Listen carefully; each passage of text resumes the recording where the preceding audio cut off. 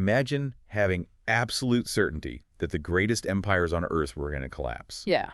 And singing about it in the past tense before it even happened. Yeah, it is a staggering thought. Welcome to Reformed Thinking. Today's deep dive takes us into an ancient song of revolution. We are looking at the second half of Mary's Magnificat. Right, which is found in the Gospel of Luke, chapter 1, verses 51 through 55. And the goal today is to examine the massive, world-altering reversals that this text predicts. To frame this, I want to use a quick visual. I love a good visual. So usually when you stand on the shoreline and look at the ocean, your perspective is, well, it is incredibly localized. You just see the water crashing right at your own feet. Yeah, exactly. I mean, spot on. Your entire understanding of the ocean in that moment is limited to what is happening right in front of you. And that localized view is how we naturally operate.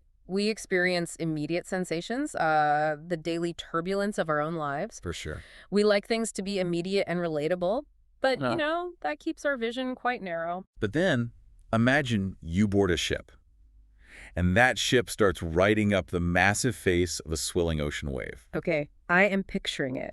You start down in this dark trough, right, surrounded by walls of water. But as the wave swells, the ship is lifted upward. So your vantage point changes completely. Yes. Suddenly, as you reach the bright crest of that wave, you are not just looking at the water hitting the hull anymore. You look out across the entire ocean. You can see the distant landfall. You see the weather patterns rolling in from miles away. Right. Your perspective shifts from the immediate splash to a sweeping global horizon. And that is precisely what happens in the text we are looking at today. It really is. In the first half of her song, Mary is down in that trough. She says, "My soul magnifies the Lord." It is about her personal praise. But right here at verse 51, she hits the crest of the wave. Yeah. The progression of her thought is just striking. She moves from the personal reasons for praising God to the prophetic, historical reasons. And there is a core theological premise here that links the two, right? Absolutely. The principles by which God deals with individual souls are the very same principles that guide his dealings with the entire world. That is a massive concept. It is. Mary saw in the microcosm of her own life how God had dealt and would deal with the world in macrocosm. So the small scale reflects the global scale. Precisely. She realized that the grace and justice applied to her own humble estate are the exact mechanisms that will topple empires and reorder human society. Which brings us to why the listener should care about this ancient poetry. It is highly relevant. From the crest of that wave, Mary predicts 3 specific monumental reversals that directly impact how you view your own status, your own sense of security, and, well, your own spiritual appetite right now. We are going to see a moral reversal, a social reversal, and a reversal of material and spiritual conditions. But before we get to the specific predictions, I am kind of stuck on the grammar here. Grammar is always a good place to start. To understand the predictions, we really have to look at the bizarre way she speaks about the future. Yeah, this is where grammar becomes theology. As Mary looks toward the horizon and prophesies about the future work of the Messiah. Who hasn't even been born yet, I might add. Right, who is still in the womb, she speaks entirely in the past tense. Which feels completely backward. In the original Greek text, she uses the aorist tense. She says, "He has shown strength, he has scattered the proud, he has brought down the mighty." So she describes the future as if it is finished history. Spot on. Wait, I need to pause on that. Yeah. She uses past tense verbs for events that are decades or even centuries away from happening. How does that make sense logically? It is a fair question. Why not just say he will scatter the proud? To grasp this, we have to understand that Greek tenses, particularly the aorist, operate a bit differently than English tenses. Okay, break that down for me. In English, we are obsessed with time, right? Past, present, future. The Greek verb system is highly concerned with aspect. Aspect, meaning what exactly? Meaning what in this context? Meaning the kind of action. The aorist tense often presents an action as a complete whole event. Regardless of when it happens on the timeline. Yes. And when used in a prophetic context, it is a rhetorical device called the prophetic past tense. Okay. We see this heavily utilized by the Old Testament prophets. Give me an example of that from the Old Testament. I think that will help clarify it. Look at the prophet Isaiah. When he foretold the captivity of Babylon, he spoke of it as an accomplished fact. Even though it hadn't happened yet. Long before the Babylonian Empire had even reached its peak. Wow. Or look at Isaiah 53, the famous prophecy about the suffering servant. Isaiah wrote, "He was despised and rejected by men." Past tense. Yes, he used the past tense to describe the crucifixion of the Messiah, writing those words 700 years before Christ was even born. That is incredible. The prophetic past tense views the future work of God as so certain, so guaranteed, that it is presented as a closed book. So Mary casts her eye back to what God has done in the past, and she projects those guaranteed principles into the future. Yes, as the assured result of the son she is carrying. I'm trying to think of a way to relate this to our everyday experience. It is kind of like watching a recorded sports broadcast, Okay, I am tracking with you. like a game where you already know the final score. Yeah, You have your team's championship t-shirt on. You know they won by 20 points. right. So even while you are watching the first quarter and maybe your team is currently losing, you can talk about the victory as an accomplished fact. You already know the outcome. Yeah, you say, we won this game, even as you watch the early struggles, because the outcome is totally secured. That analogy highlights the certainty, for sure, but we need to elevate it to the divine level. Fair enough. In a recorded game, you are just a spectator who happens to know the outcome. When we apply this to theology, this grammatical choice demands a completely sovereign view of history. It tells the listener that God's will is so absolute and his decrees are so certain that the future can be confidently proclaimed as history. Human beings guess at the future based on trends and probabilities. We look at polls, we look at markets. But God declares the end from the beginning. Because he is outside of time entirely. That makes a lot of sense. When God decrees an outcome, no human agency, no political coalition, no military might can prevent it. So the future is incredibly secure. It is so secure in the hands of God that a young, humble woman in the first century could sing about the overthrow of global empires as if she were reading yesterday's news. Her confidence rests entirely on the sovereign authority of the one making the promise. Absolutely. That is a staggering level of confidence. And with that absolute certainty established, let's look at the first of the three mighty reversals Mary predicts from her vantage point. The moral reversal. Right.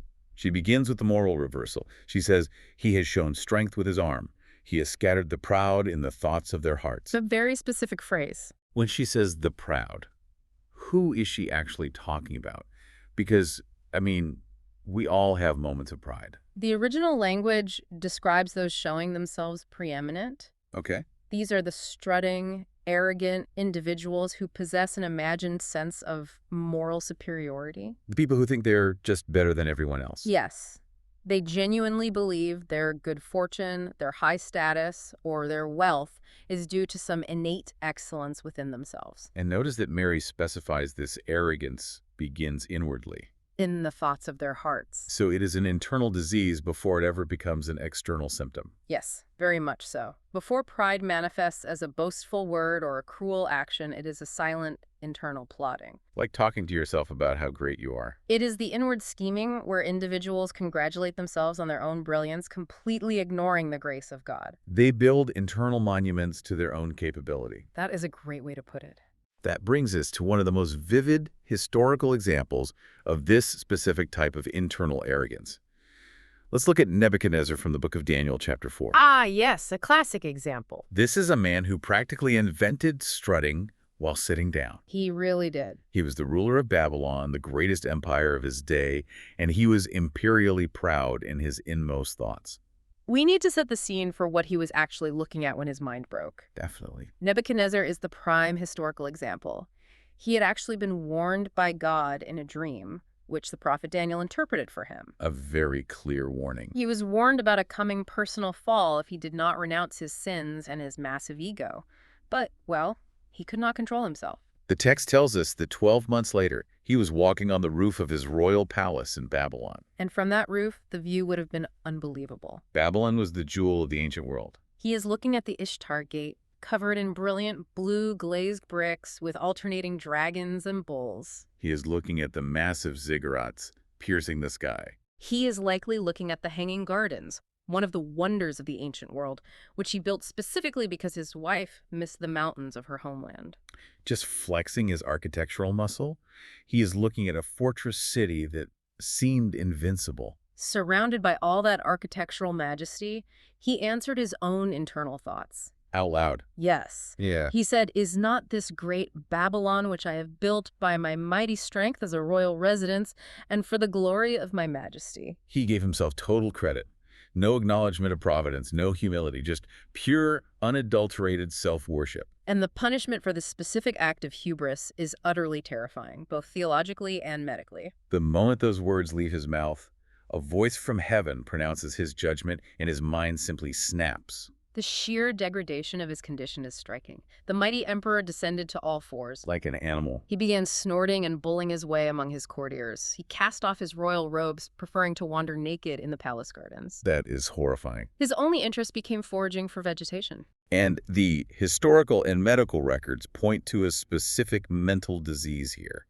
It is called bontopy. Right. The term comes from two words, bos, meaning cow or bull, and anthropos, meaning man. It is a rare psychiatric syndrome where a human being genuinely believes they are a bovine animal. And the physical effects on Nebuchadnezzar were just grotesque. The text notes that his hair and beard grew long and matted until they looked like eagle's feathers. Because he was constantly grubbing in the dirt for grass and roots, his nails toughened and grew thick. Like bird talons. The ruler of the known world was essentially reduced to a wild beast grazing on the lawn. Have doctors weighed in on what might have caused this physically? Some medical historians have suggested he may have suffered from a severe form of porphyria. Oh, that is the same disease that supposedly caused the madness of King George III, right? Spot on. Others suggest perhaps advanced neurosyphilis. But regardless of the secondary medical cause, the primary cause was divine judgment against arrogance. And the psychological terror of this condition is what really haunts me. Yes. Well, the symptoms of bontopy involve pronounced antisocial tendencies and a diet of water and grass. But typically, a person suffering from this kind of delusion can drift in and out of reality. Meaning he might have had moments of clarity. Yes. This raises a horrifying prospect. Nebuchadnezzar likely wandered in and out of his animal-like state.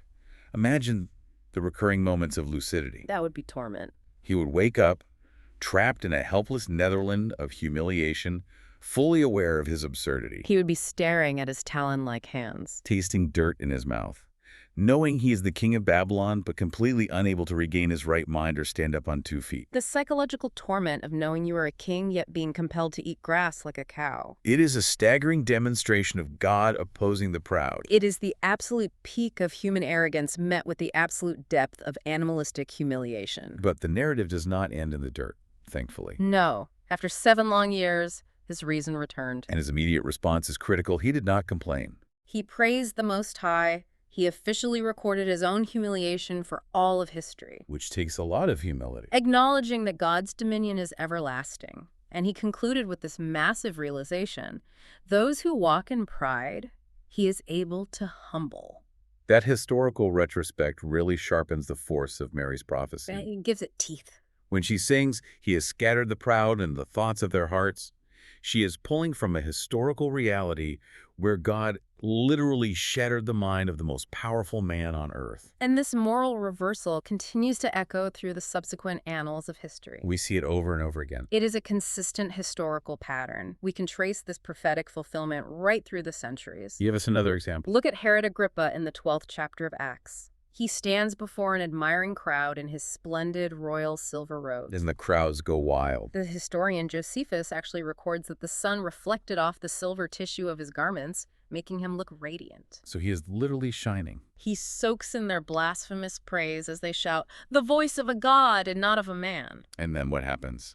Immediately, an angel of the Lord strikes him down. He is eaten by worms, and he breathes his last. Or move forward in time. Look at Napoleon. A great modern example. He had his proud, triumphant victory at Austerlitz. He believed his military genius was completely unstoppable. But then came the freezing devastation of the Russian winter. Right. The loss of his grand army and the final crushing defeat at Waterloo. Or look at Hitler, boasting of his rapid expansion with the Anschluss and the fall of France, Claiming the Third Reich would last 1,000 years. only to face total ruin and shoot himself in a bunker a few years later. And today, you can travel to certain parts of Eastern Europe and find the grand, sculptured heads of Lenin and Stalin resting in literal junkyards. Covered in weeds and graffiti. The days of arrogant men echo amid the crash of falling thrones. The higher the arrogant elevate themselves, the more severe the scattering. It is an unavoidable law of divine justice. Wait, hold on. I have a real problem with this, or at least I know people listening might struggle with this concept. Let's hear it. When we look at these historical figures, dictators and tyrants meeting miserable ends, are we supposed to cheer for that? Is it okay for us to enjoy their downfall? Because that feels incredibly vindictive. I see what you mean. How is this not just a cosmic form of divine karma, where we get to sit back and applaud when bad things happen to arrogant people? That is a highly perceptive distinction to make, and we have to examine our own hearts here. Okay.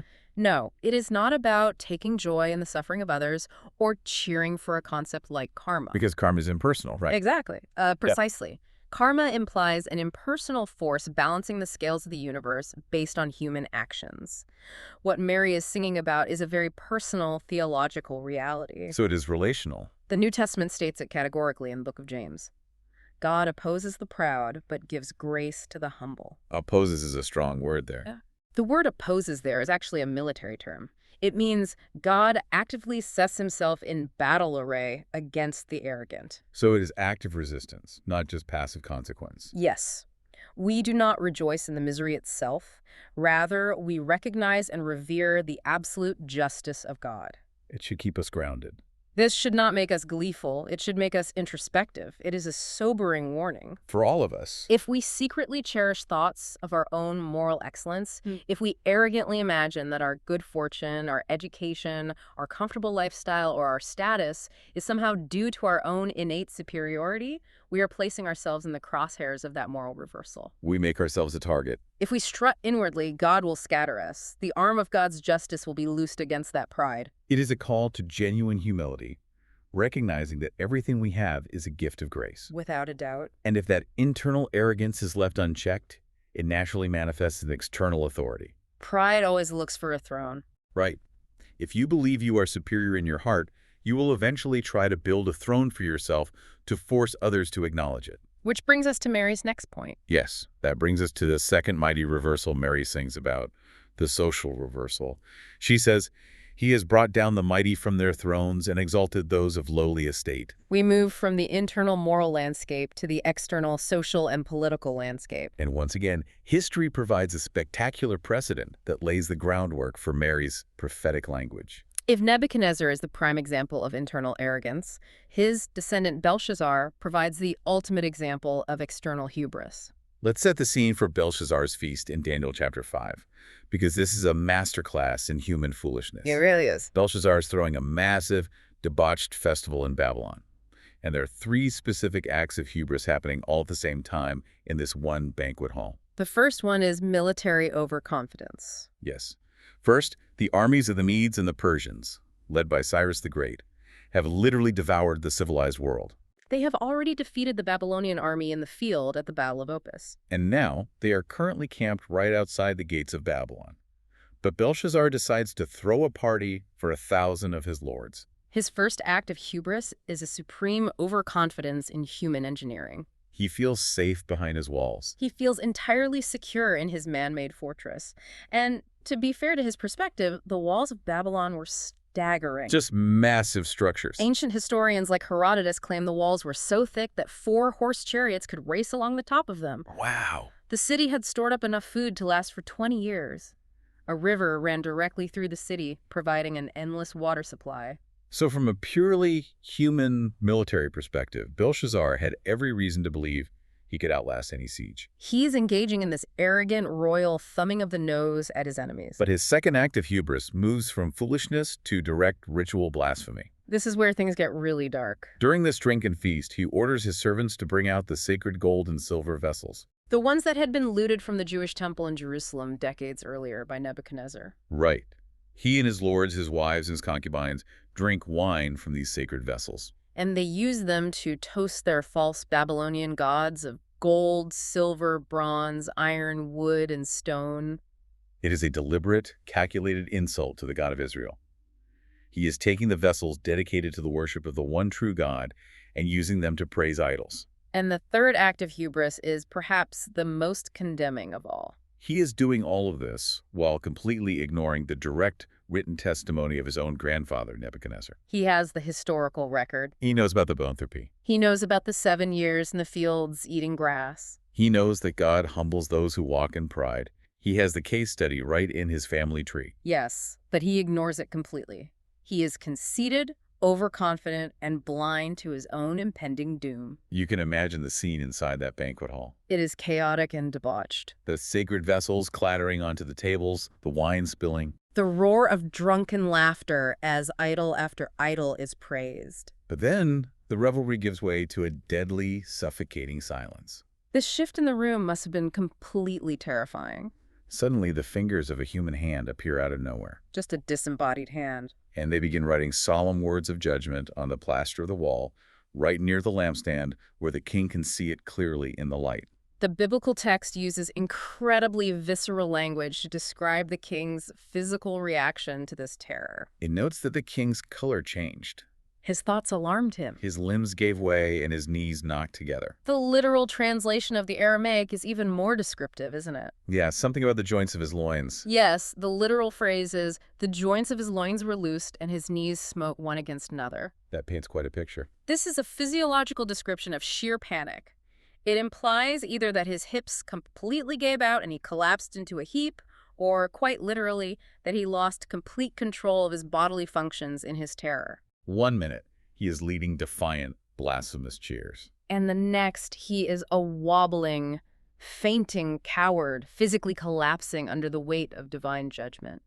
And this terror is heightened because none of his Babylonian wise men can read the terrifying inscription. Not a single one of them. Finally, Daniel, a humble Jewish captive who had served his grandfather, is summoned.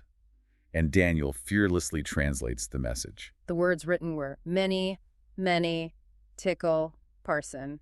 Daniel breaks down the translation. Mene means God has numbered the days of your kingdom and brought it to an end. Very straightforward. Tekel means you've been weighed in the balances and found wanting. And the last word.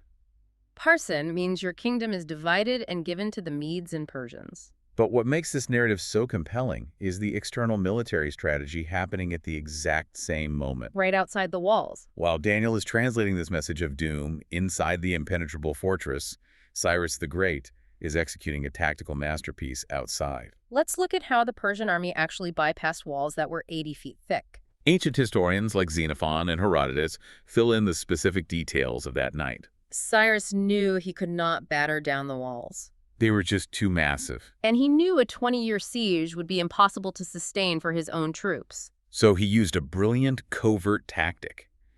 He positioned his troops where the Euphrates River entered the city and where it exited. Then he took a large portion of his army upstream. They spent the siege working at night to dig massive trenches, diverting the mighty Euphrates River into a nearby swamp or lake. On the very night of this profligate banquet, historians date it precisely to the night of October 11th or 12th, 539 BC. The water level dropped. It dropped low enough that the invading Persian troops simply waded into the city through the riverbed. The water came up only to the middle of their thighs. And because the Babylonians were engaged in this massive festival, they had carelessly left the internal brass gates along the riverbanks unlocked. The invading army marched right up from the riverbed into the heart of the city without a single major battle. According to Xenophon, the troops rushed to the palace and killed Belshazzar in the very hall where the condemning handwriting had appeared. The mighty king was brought down from his throne permanently. In a single night, the greatest empire on earth changed hands because of a diverted river and a drunken party. And the second half of Mary's prophecy is fulfilled in the same breath. Belshazzar is brought down, but who is exalted? Daniel. Daniel. The humble captive who spoke the truth without fear. That very night, Darius the Mede takes over, but he retains Daniel, elevating him to be one of the top 3 rulers in the entire kingdom. The lowly estate is exalted to the highest levels of government. We see this pattern elsewhere in the Old Testament, too. Think of Joseph rising from a prison cell to rule Egypt. Or humble Mordecai overcoming the arrogant Haman in the Book of Esther. God routinely dismantles human structures of authority to elevate those whom society has marginalized or ignored.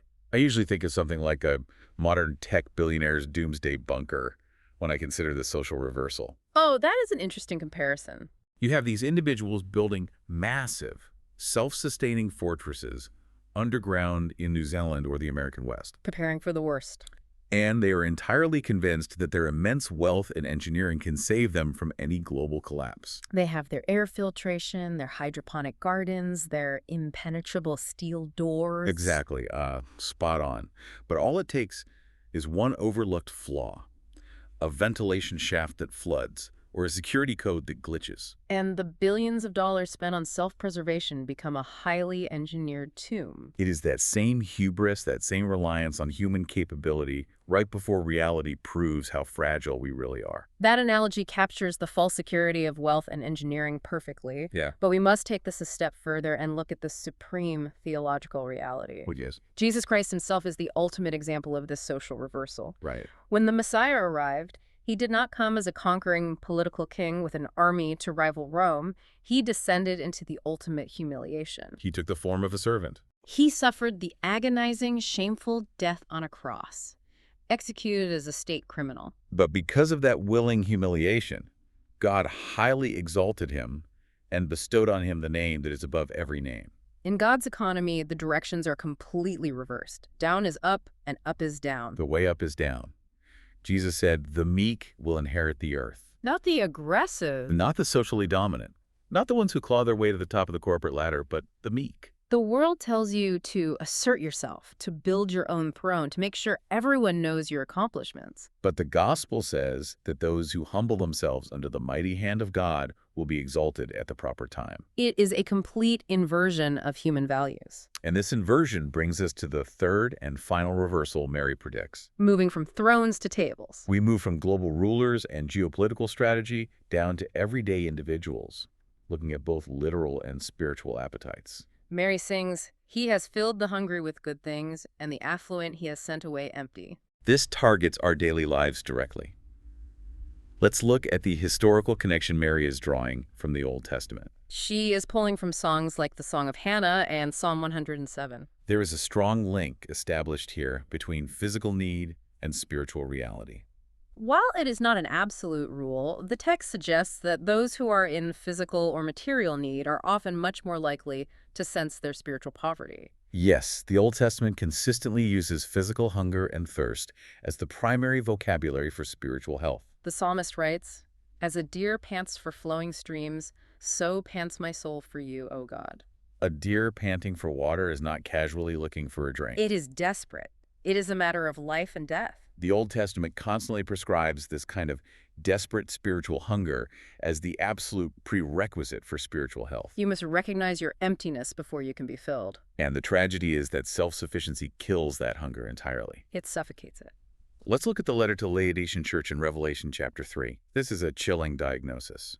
To understand why it is so chilling, we need to understand the socioeconomic reality of Laodicea in the first century. Set the stage for us. Laodicea was incredibly wealthy. It was a major banking center in the Roman Empire. So they had plenty of cash flowing through. The Roman orator Cicero actually cashed his letters of credit there. Wow. It was famous for producing a specific breed of sheep that yielded a highly sought-after, soft black wool. Which made the city a center for luxury clothing. And it housed a famous medical school that produced Phrygian powder, a widely exported salve for eye diseases. They had banking, luxury fashion, and big pharma all in one city. Precisely. And they were so wealthy that when a massive earthquake destroyed the city around AD 60, the Roman historian Tacitus records an amazing detail. What did they do? Laodicea refused imperial disaster relief from Rome. They turned down free money. They paid to rebuild the city entirely out of their own pockets. They literally told the Roman Empire, "We don't need your help." That historical context makes the letter in Revelation devastating. The Spirit tells them, you say, "I am wealthy, I have prospered, and I need nothing." They carried that civic pride right into their spiritual lives. They were completely oblivious to their true condition. The Spirit follows up by attacking their specific industries, right? Yes. He tells them they are actually wretched, pitiable, poor attacking their banking. Blind attacking their eye salve industry. And naked attacking their luxury wool industry. They had full bank accounts, but they were spiritually bankrupt and completely unaware of it. Their material abundance had created a fatal false sense of spiritual security. This is the danger of fullness. When all your physical needs are met, when you can buy whatever you want, and when you can rebuild your own city after an earthquake, it is incredibly easy to believe that you are self-sufficient in every area of life. including your relationship with God. Exactly. Absolutely. I need to ask a practical question here on behalf of anyone listening who might be feeling a bit guilty right now. Let's hear it. Does this mean that having a full pantry, or having a well-funded 401k, or living in a comfortable home is inherently a sin? That is a critical distinction to make. Does God only favor the literally destitute? No, material abundance is not inherently sinful. The text of Scripture is full of individuals whom God blessed with massive material wealth, Like Abraham. or Job, or King David. The issue Mary is highlighting is not the presence of wealth, but the illusion of self-sufficiency it creates. The danger is that material abundance can quickly dull a budding spiritual appetite. When you have everything you physically need, you stop feeling desperate for God. You stop panting like a deer for water. And you start casually sipping from the streams of comfort. That brings to mind the story of the affluent young ruler who approached Jesus. A perfect example. He had kept the law externally, he was highly moral, and he was very wealthy. But when Jesus told him to sell his possessions and follow him, the young man walked away sorrowful. He missed Christ entirely. And he missed Christ, not necessarily because wealth itself is evil, but because his wealth had filled him up so much that he wasn't hungry enough for the Savior. His desire to keep his material possessions dulled his spiritual appetite. And so, exactly as Mary predicted, well, precisely as Mary predicted, the affluent man was sent away empty. Contrast him with the individuals in the gospel narratives who are desperately hungry. Like who? Think of young Mary herself, a peasant girl in a backwater town. Or think of the aged Simeon and Anna waiting decades in the temple for the consolation of Israel. Think of the rough fishermen who dropped their nets at a single command, or the despised tax gatherers who knew they were social outcasts. These were people who knew they were empty. They possessed a desperate spiritual hunger, and because they came empty, they went away eternally full. Jesus later codified this in the Sermon on the Mount. Blessed are those who hunger and thirst for righteousness, for they shall be satisfied. There is a striking paradox in this satisfaction. I want to bring in a quote from a 12th century monk, Bernard of Clairvaux, because he captured this dynamic beautifully. What did he say? He wrote a hymn that says, "We taste thee, O thou living bread, and long to feast upon thee still. We drink of thee, the fountainhead, and thirst our souls from thee to fill." The cyclical nature of this spiritual reality defies normal physical rules. So, Physically, when you eat a massive meal, you are full, and you don't want to think about food for hours. Your hunger is gone. right, you just want to take a nap. But in the spiritual realm, it works differently. We hunger, and God fills us. And that filling brings a substantial, deep satisfaction. But rather than ending our appetite, that satisfaction actually creates an expanded capacity for a deeper hunger. Which is then followed by an even greater filling. It is an ever-expanding cycle of desiring God, being satisfied by Him, and thereby growing to desire Him even more. It is a beautiful cycle. But let's bring the relevance directly to the listener today. Why do so many people miss this grace? Why do so many people walk away empty today? And They miss it because they simply have no hunger. Our modern world is a masterclass in distraction. we are constantly busy. We are the most entertained, overstimulated, well-fed society in human history.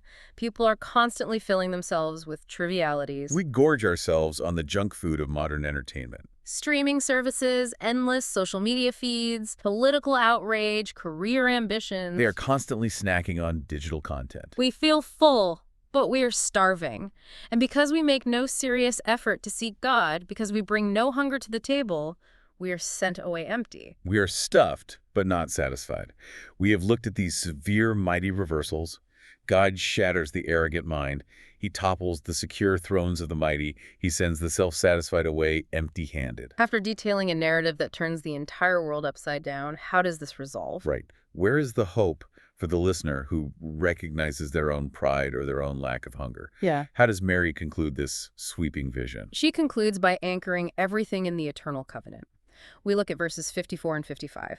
Mary sings, "He has helped his servant Israel in remembrance of his mercy, as he spoke to our fathers, to Abraham and to his offspring forever." After looking at the terrifying justice of God against the proud, she lands firmly on his mercy. And she traces this mercy all the way back to the book of Genesis, chapter 12, verse 3. Where God made a covenant with Abraham to bless all the families of the earth. This is the finished work. This is the guarantee. Mary recognizes that this entire plan of redemption is not a new idea. It is the fulfillment of an ancient promise. And the New Testament makes it clear that this is not just a promise for ethnic Israel. Precisely.